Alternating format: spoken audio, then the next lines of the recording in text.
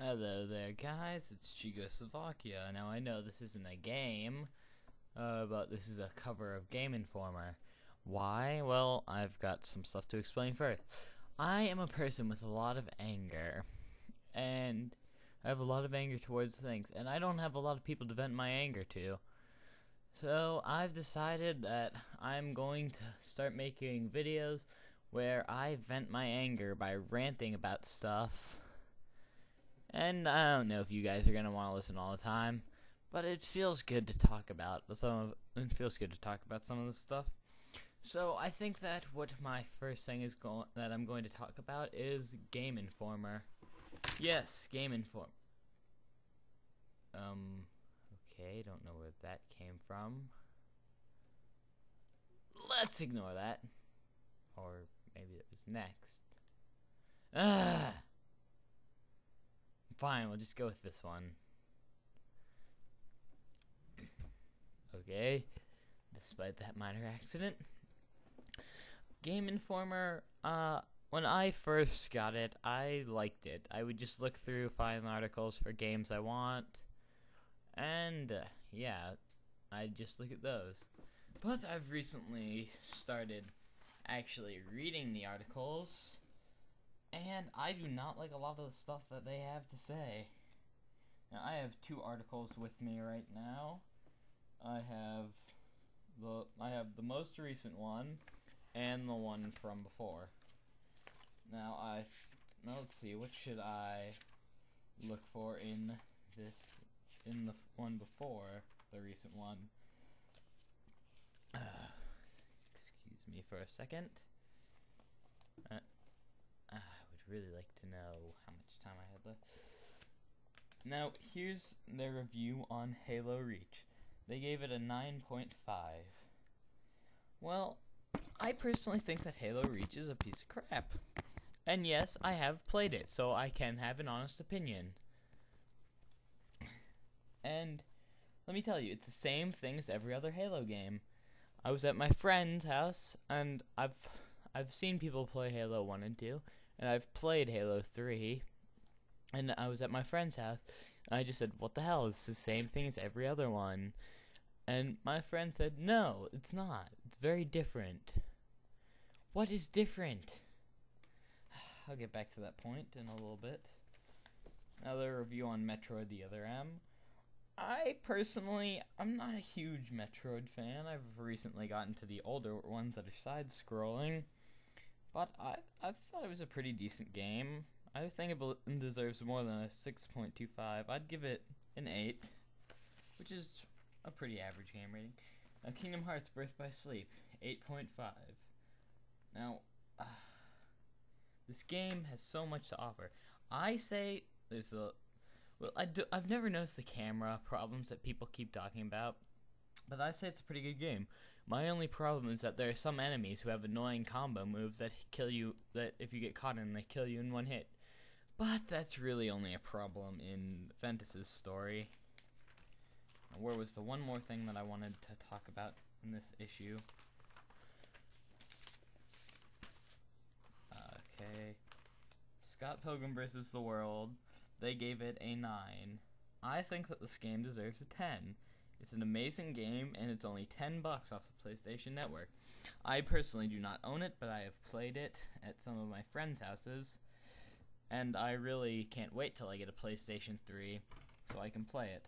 I personally think this is probably the greatest game that PlayStation 3 ever has. It's also on Xbox 360, although this game is too deserving to be on the 360. Because you guys all know what I hate. Now, they say that one of the biggest problems with the game is that there's no online co-op. Big deal. Okay, so I guess everyone's too lazy to just call a few people over to their house so that they can play Scott Pilgrim vs. the World, the game. It's a game that is definitely made for multiple people. But you're too lazy to just get a bunch of friends over and play. Let me tell you, this game is fun with 2 people. This game is extremely fun with 4 people. There's probably no game better to play with 4 friends. Yes, online co-op would be fun, but it's a lot more fun to have all your friends in the same room while all the chaos unfolds. Okay, so that's all for that issue. Now for the most recent one. Now, let's find the first thing that I have to complain about.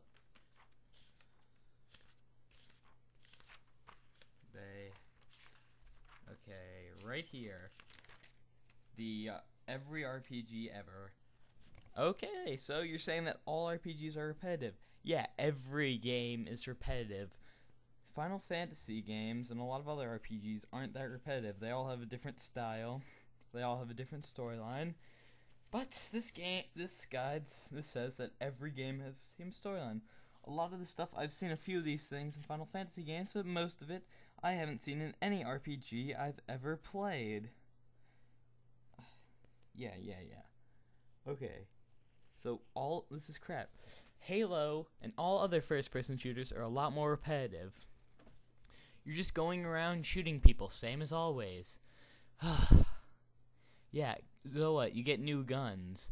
That's not a big deal. Final Fantasy, you get new weapons with special abilities.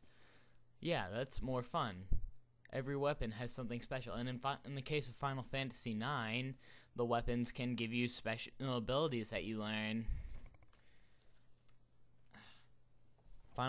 Halo, you get a gun, find another gun, you just replace it right away. Final Fantasy IX, you get a weapon, you learn the ability, then you replace it.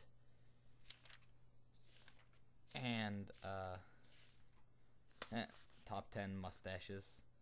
I do kind of like how they have the top 10. That I will say is a good thing. But, it's, what I hate, they have the Sacred Cow Barbecue. So now, I believe this is probably the same thing as Comedy Central Roast. Now, it's like, I haven't really played World of Warcraft or God of War or Braid or Star Wars Knights of the Old Republic, but I have played Resident Evil 4. And it's what I say about it, I don't like it as a Resident Evil game, but I do think it's a pretty good game. It's kind of the same thing with Super Paper Mario. I don't like it as a Paper Mario game, but I still think it's a good game. But for Pokemon, they say another thing. They say it's the same thing over and over again. It is not. You're getting different Pokemon with different movesets that are going to have different stats that you can train in different EVs and IVs to get them better. Yes, I do know about this stuff, even though I don't like Wi-Fi battling. And shooter games, you would get same guns, get a few new guns, and then just go in different areas. All these places have different areas. RPGs have the most different areas. They have stereotypical areas that they usually have, like an ice place or a castle, but they're always different. It's never the same. Halo, you're just going through a base or something like that. Go through a base, go through a field. Yeah, you can't think of new areas to go through, and can't improve them much from what they used to be.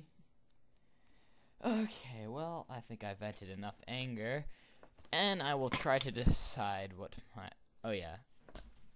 Now, I'm gonna say this. It's hard to look at a video game magazine that doesn't have bias, that I'll admit. Game Informer is biased to 360 stuff. At PlayStation 3 and Xbox 360. And they don't usually have a lot of good things to say about Nintendo. Nintendo Power obviously is biased to Nintendo, but they only talk about Nintendo games as a thing. And they do give pretty honest ratings. They don't just say that every game is something that you should just go out and buy right away. They give reviews. So it's not completely biased. They're talking about their own stuff. Although I don't like their review of Final Fantasy IV Heroes of Light. I honestly, that game disappointed me, and that's the one thing I do agree with Game Informer on. Yeah, so Square Enix gave it, or Nintendo Power gave it an 8 out of 10. Game Informer gave it a 6 out of 10.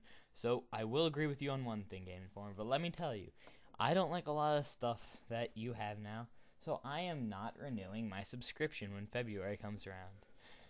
So that's all for this ranting. I hope you enjoyed it and agree with some of my points. So that's all for now. Until next time, see you guys later.